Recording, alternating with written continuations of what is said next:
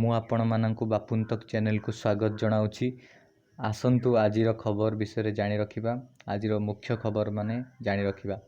ଆଜି ହେଉଛି 30/5/20 ଶନିବାର। ତ ଆଜିର ପ୍ରଥମ ଖବର ହେଉଅଛି ଯେ କୋଭିଡ୍ ଯୋଦ୍ଧାମାନଙ୍କ ତ୍ୟାଗକୁ ସମ୍ମାନ ଜଣାଇ ଆଜି ସନ୍ଧ୍ୟା 5:30 ଗାଇବେ ବନ୍ଦେ ଉତ୍କଳ ଜନନୀ। ଦେଶ ବିଦେଶରେ ଥିବା ସବୁ ଓଡ଼ିଆ ହେବେ ସାମିଲ। ସବୁ ଟ୍ରାଫିକ୍ ବନ୍ଦ ରଖିବାକୁ ଅନୁରୋଧ। ଆପଣମାନେ ଜାଣିଥିବେ ତ ଆଜି ସନ୍ଧ୍ୟା 5:30 ସବୁ ବନ୍ଦେ ଉତ୍କଳ ଜନନୀ ଗାଇବେ ଏବଂ ସବୁ ଓଡ଼ିଆ ଭାଇମାନେ ଯିଏ ଯେଉଁଠି ବି ଥାଉ, ଓଡ଼ିଶାରେ ରହୁ କି ବାହାର ଷ୍ଟେଟ୍ରେ ରହୁ କି ବାହାର ଦେଶରେ ମଧ୍ୟ ରହୁ, ସେ ସମସ୍ତଙ୍କୁ ଅନୁରୋଧ କରିଛନ୍ତି ଆମ ରାଜ୍ୟ ସରକାର ମାନ୍ୟବର ମୁଖ୍ୟମନ୍ତ୍ରୀ ନବୀନ ପଟ୍ଟନାୟକ, ଯିଏକି ବନ୍ଦେ ଉତ୍କଳ ଜନନୀ ଆଜି ସନ୍ଧ୍ୟାରେ ଗାଇବା ପାଇଁ। ଆଜିର ଦ୍ୱିତୀୟ ଖବରକୁ ଯିବା ଯେ ଜୀବିକା ପାଇଁ 17,000 କୋଟିର ପ୍ୟାକେଜ୍। ଭୁବନେଶ୍ୱରରେ ଜୀବିକା ପାଇଁ 17,000 କୋଟି ଟଙ୍କାର ପ୍ୟାକେଜ୍ 22ଟି ଗୁରୁତ୍ୱପୂର୍ଣ୍ଣ ପ୍ରସ୍ତାବ ଉପରେ ମୋହର ମାରିଲେ ରାଜ୍ୟ କ୍ୟାବିନେଟ୍। ବହୁତ ପ୍ରକାରର ମାନେ ଲିଷ୍ଟ ରଖାଯାଇଛି ଯେ କି ଜୀବିକା ନିର୍ବାହ କରାଯିବ। ଯେଉଁମାନେ ସବୁ ଜୀବିକା ହରାଇଛନ୍ତି କୋଭିଡ୍ ପାଇଁ, ତ ସେମାନଙ୍କୁ 17,000 କୋଟିର ଗୋଟେ ପ୍ୟାକେଜ୍ ଘୋଷଣା କରାଯାଇଛନ୍ତି, ରାଜ୍ୟ ସରକାର ଘୋଷଣା କରିଛନ୍ତି। ଆଜିର ତୃତୀୟ ଖବରକୁ ଯିବା। ସାବାସ୍ ସୋନୁ ସୁଦ୍, 150ରୁ ଉର୍ଦ୍ଧ୍ୱ ଯୁବକ ଯୁବତୀଙ୍କୁ ଓଡ଼ିଶା ପଠାଇଲେ ଏହି ବଲିଉଡ଼ର ଅଭିନେତା। ଆପଣମାନେ ଜାଣିଥିବେ ତ ବହୁତ ବଡ଼ ଗୋଟେ ଅଲିଉଡ଼ର ଆପଣ ଜାଣିଥିବେ ଅଲିଉଡ଼ ଷ୍ଟାର୍ ସୋନୁ ସୁଦ୍। ତ ସେ ଜାଣିଥିବେ ଫସି ରହୁଥିଲେ ଆମର ଓଡ଼ିଆ ଭାଇ ଭଉଣୀମାନେ ବାହାର ରାଜ୍ୟରେ ଫସି ରହିଥିଲେ। ସେମାନେ ତାଙ୍କୁ ନିଜ ତରଫରୁ ବସ୍ କରେଇ ସେମାନଙ୍କୁ ଓଡ଼ିଶା ପଠାଇବାରେ ସକ୍ଷମ ହୋଇଛନ୍ତି ଏବଂ ଆପଣମାନେ ଜାଣିଥିବେ OTVକୁ ମଧ୍ୟ ସେ ଗୋଟେ ସାକ୍ଷାତକାରରେ କହିଛନ୍ତି ଯେ କି ମୁଁ ବହୁତ ଖୁସି ଅଛି ଓଡ଼ିଆ ଭାଇ ଭଉଣୀମାନଙ୍କୁ ଓଡ଼ିଶାକୁ ପଠାଇ। ତ ଆଜିର ଚତୁର୍ଥ ନ୍ୟୁଜ୍କୁ ଯିବା। ଘରୋଇ ବସ୍ ମାଲିକ ସଂଘର ଦାବିକୁ ମାନିନେଲେ ରାଜ୍ୟ ସରକାର। 3 ମାସ ପାଇଁ ଛାଡ଼ କଲେ ରୋଡ଼ ଟ୍ୟାକ୍ସ। ଆପଣମାନେ ଜାଣିଥିବେ ବହୁତ ଭଲ ଖୁସି ଖବର ଯେ କି ବସ୍ ମାଲିକ ସଂଘମାନଙ୍କ ପାଇଁ, କାରଣ ସେମାନଙ୍କର ବି ତ ଜୀବିକା ନଷ୍ଟ ହୋଇଛି ଏବଂ ଡ୍ରାଇଭର କଣ୍ଡକ୍ଟର ସମସ୍ତଙ୍କ ଜୀବିକା ନଷ୍ଟ ହୋଇଛି। ତ ସେଥିପାଇଁ 3 ମାସ ପାଇଁ ଛାଡ଼ କଲେ ରୋଡ଼ ଟ୍ୟାକ୍ସ।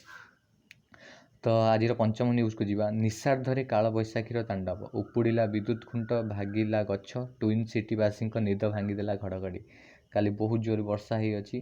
ତ ଆପଣମାନେ ଜାଣିଥିବେ ମଧ୍ୟ ଗତକାଲି ଯେଉଁ ରାତିରେ ବହୁତ ଜୋର ବର୍ଷା ହୋଇଥିଲା। ତ ବହୁତ ପ୍ରୋବ୍ଲେମ୍ ହେଇଛି। ଆମର ସିନା ଏପଟେ କିଛି ପ୍ରୋବ୍ଲେମ୍ ହେଇନି, କିନ୍ତୁ ଟ୍ୱିନ୍ ସିଟିରେ ବହୁତ ପ୍ରୋବ୍ଲେମ୍ ହେଇଛି ଏବଂ ଘଡ଼ଘଡ଼ି ସହ ବହୁତ ଜୋର ବର୍ଷା ହୋଇଅଛି। ତ ବହୁତ ବିଦ୍ୟୁତ୍ ଖୁଣ୍ଟ ମଧ୍ୟ ଭାଙ୍ଗି ପଡ଼ିଛି, ଗଛ ବି ମଧ୍ୟ ଭାଙ୍ଗି ଯାଇଛି। ତ ଆସନ୍ତୁ ଆଜିର ସବୁଠୁ ବଡ଼ ଖବରକୁ ଯିବା ଯେ କି ଜୁନ୍ 1ରୁ ସେସୁ ନାମ ପରିବର୍ତ୍ତନ ହୋଇ TPCODL ରହିବ।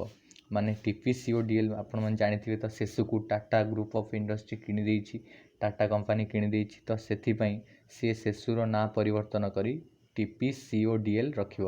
ମାନେ ଟାଟା ପାୱାର 5 ବର୍ଷରେ ବିନିଯୋଗ କରିବ 1,541 କୋଟି। ଟାଟା ପାୱାର ମାନେ ବିନିଯୋଗ କରିବାକୁ ଯାଉଛି ଇଲେକ୍ଟ୍ରିସିଟି ଉପରେ 1,541 କୋଟି ଟଙ୍କା। ଆଜିର ସପ୍ତମ ନ୍ୟୁଜ୍କୁ ଯିବା। ମାଲକାନଗିରିର ସୀମାନ୍ତରେ ପୋଲିସକୁ ମିଳିଲା ବଡ଼ ସଫଳତା। ଏନ୍କାଉଣ୍ଟରରେ ନିହତ ହେଲେ 4 ଜଣ ହାର୍ଡ଼କୋର୍ ମାଓ ନେତା। ମାନେ ଆପଣ ଜାଣିଥିବେ ଯେ କି 4 ଜଣ ହାର୍ଡ଼କୋର୍ ମାଓ ନେତା ଅଲରେଡ଼ି ମାନେ ନିହତ ହୋଇଛନ୍ତି, ମୃତ ହୋଇଛନ୍ତି ମାଲକାନଗିରି ପୋଲିସଙ୍କ ଦ୍ୱାରା। ତ ଆସନ୍ତୁ ଅଷ୍ଟମ ନ୍ୟୁଜ୍, ସବୁଠୁ ବଡ଼ ନ୍ୟୁଜ୍। ଏଇଟାକୁ ନେଇକି ସବୁବେଳେ ଚର୍ଚ୍ଚାରେ ରହିଥାଏ। କ୍ୟାରିମିନାଟିଠୁ ଆରମ୍ଭ କରି ସମସ୍ତେ ପର୍ଯ୍ୟନ୍ତ, ଓଡ଼ିଶାଠୁ ଆରମ୍ଭ କରି ଟୋଟାଲି ମାନେ ଭାରତ ସାରା ହିଁ ଯେଉଁ ଗୋଟେ ଚର୍ଚ୍ଚା, ସେଇ ନ୍ୟୁଜ୍ଟି ଆଜି। ଟିକ୍ଟକ୍କୁ ସଠିକ୍ ନିୟନ୍ତ୍ରଣ କରାଯିବା ଜରୁରୀ, ହାଇକୋର୍ଟ। ମାନେ ହାଇକୋର୍ଟରେ ବି କମ୍ପ୍ଲେନ୍ ଦିଆଯାଇଥିଲା ଟିକ୍ଟକ୍ ନାଁରେ, କିନ୍ତୁ ଯେଉଁ ଭଳିଆ ଭାବରେ ଟିକ୍ଟକ୍ରେ ଅପବ୍ୟବହାର କରାଯାଉଅଛି, ଟିକ୍ଟକ୍ ଯେଉଁଭଳି ଭାବରେ ବ୍ୟାପୁଛି, ତ ସେଇଟାର ଅପବ୍ୟବହାର କରିବା ପାଇଁ ହାଇକୋର୍ଟ ଡାଇରେକ୍ଟଲି ମନା କରିଛନ୍ତି ଯେ କି ୟାକୁ ଠିକ୍ ଠାକ୍ ନିୟନ୍ତ୍ରଣ କରାଯିବା ଜରୁରୀ ଏବଂ ମଧ୍ୟ ଟିକ୍ଟକ୍ ଇଣ୍ଡିଆକୁ ଗୋଟେ ନୋଟିସ୍ ପଠାଯାଇଅଛି। ତ ଆଜିର ନବମ ଖବରକୁ ଯିବା। ଭୁବନେଶ୍ୱର ଆରମ୍ଭ ହେଲା ଗାଁ ଆମ୍ବ ପସରା କାର୍ଯ୍ୟକ୍ରମ।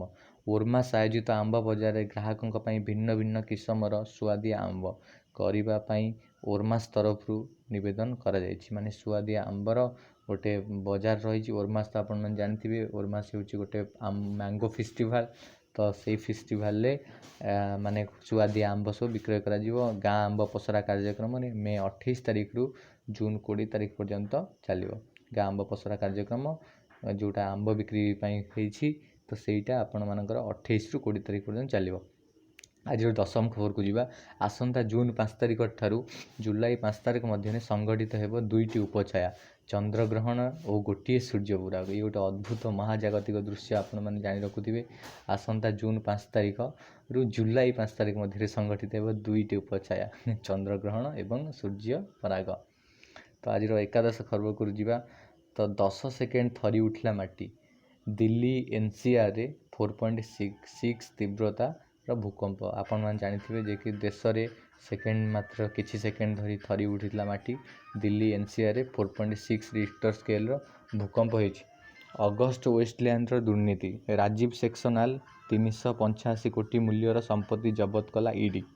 माने जो दुर्नीति होता अगस्टा दुर्नीति तो आपण मैंने जानते राजीव सेक्शनाल गोटे 385 कोटी मूल्यर संपत्ति कला ईडी संपत्ति जबत कर देछि।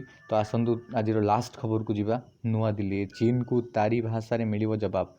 तारी भाषा चीन को जवाब देवाई भारत लगी।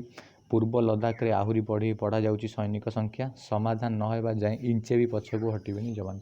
आपण मैंने जानी तो लद्दाख रे बहुत जोरे माने सीमा विवाद देखा देछि। चीन मध्य आक्रमण करने प्रस्तुत अच्छी। तो से बहुत बड़ प्रोब्लेम हो अच्छी। तो आपण मैंने बहुत माने दुखर कथा जे कि चीन आम उपर आक्रमण करने तथापि आम भारत भी एते दुर्बल नुहे। भारत मध्य ताकू हरैबारे समर्थ हो पार। तो आज गोटे लास्ट न्यूज मुझे आपण मानक जनाऊँगी जे कि WHO रु ओहरी जाइए अमेरिका। माने चीन को सपोर्ट WHO कर तो अमेरिका ओहरी गला। कारण से अमेरिकार प्रेसिडेंट डोनाल्ड ट्रम्प कहते कौन मतरे भी माने WHO कौन माने सहयोग हाथ बढ़ेब ना अमेरिका कि कौन आर्थिक साहाय्य करियो नहीं। Thank you. जय जगन्नाथ फ्रेंड्स। एंड यही चैनल हूँ आपण मानी daily news and job provide करता है। तो आपण मैंने प्लीज़ ये चैनल डिस्क्रिप्शन थी जो सब्सक्राइब बटन को प्रेस करूँ एवं बेल आइकन को प्रेस करूँ फ्यूचर रे एमती भल भल अपडेट्स पाइबा। Thank you all.